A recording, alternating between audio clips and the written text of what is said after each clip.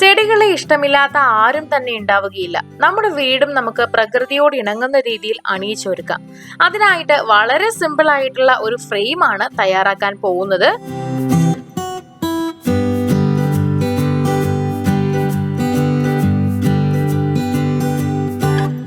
അതിനായിട്ട് നമുക്ക് വ്യത്യസ്തങ്ങളായ ഇലകൾ, പശ, A4 sheet, lamination sheet, paint, brush, sello tape, cardboard എന്നിവയാണ് വേണ്ടത്. ആദ്യം തന്നെ ഇത് തയ്യാറാക്കാനായിട്ട് നമ്മുടെ പൂന്തോട്ടത്തിൽ നിന്ന് മനോഹരമായിട്ടുള്ള ഇലകൾ ഇങ്ങനെ മുറിച്ചെടുക്കാം. വ്യത്യസ്തങ്ങളായ ഇലകളാണ് ഇവിടെ എടുത്തിരിക്കുന്നത്. നിങ്ങൾക്ക് ഏത് ഇലകളാണ് കൂടുതൽ ഭംഗിയായിട്ട് തോന്നുന്നത് അത് എടുക്കാവുന്നതാണ്.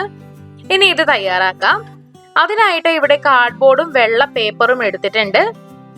ഇനി ചതുരാകൃതിയിലൂടെ എടുത്തിരിക്കുന്ന കാർഡ്ബോർഡ് നമുക്ക് ഈ വെള്ള പേപ്പർ വെച്ചിട്ട് ഒന്ന് കവർ ചെയ്തെടുക്കണം.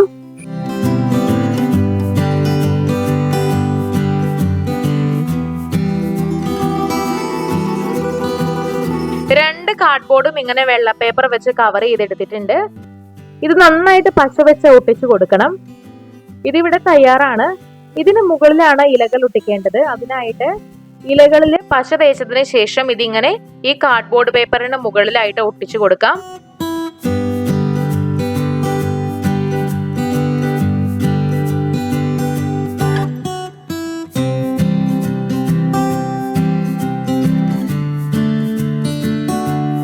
ഒരു കാർഡ്ബോർഡ് പേപ്പറിൽ അത്യാവശ്യം വലിപ്പമുള്ള ഒരു ഇലയും രണ്ടാമത്തെ കാർഡ്ബോർഡ് പേപ്പറിൽ ബാക്കിയുള്ള ഇലകളും ഇതുപോലെ ഒട്ടിച്ചു കൊടുക്കുന്നുണ്ട്.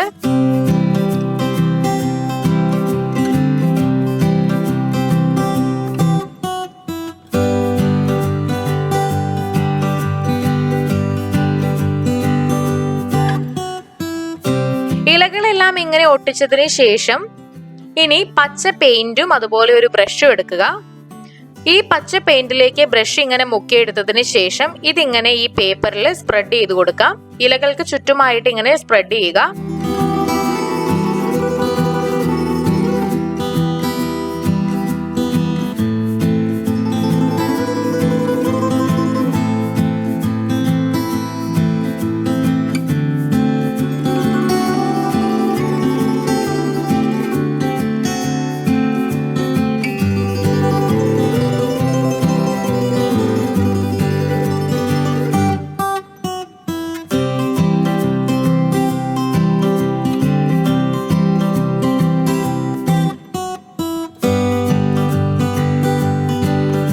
ഇനി ഇതിന് മുകളിലായിട്ട് നമുക്ക് ലാമിനേഷൻ പേപ്പർ വെക്കാം.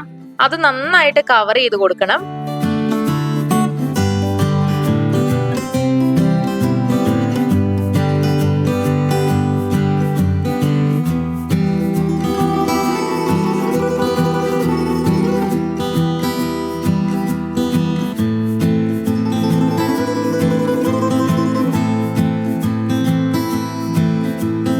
രണ്ടെണ്ണവും ഇതുപോലെ കവർ ചെയ്ത് എടുത്തിട്ടുണ്ട്.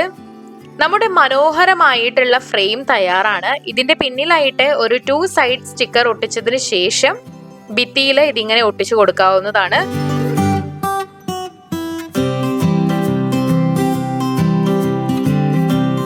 നല്ല ഒരു പ്ലസന്റ് ഫീൽ കിട്ടാനൊക്കെ ആയിട്ട് ഇതുപോലെ ഒരു ഫ്രെയിം സഹായിക്കുന്നുണ്ട്.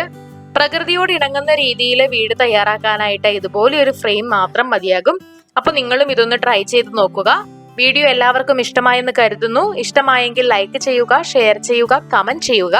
ഇതുപോലുള്ള കൂടുതൽ വീഡിയോകൾക്കായി സമയം മലയാളം സബ്സ്ക്രൈബ് ചെയ്യുക.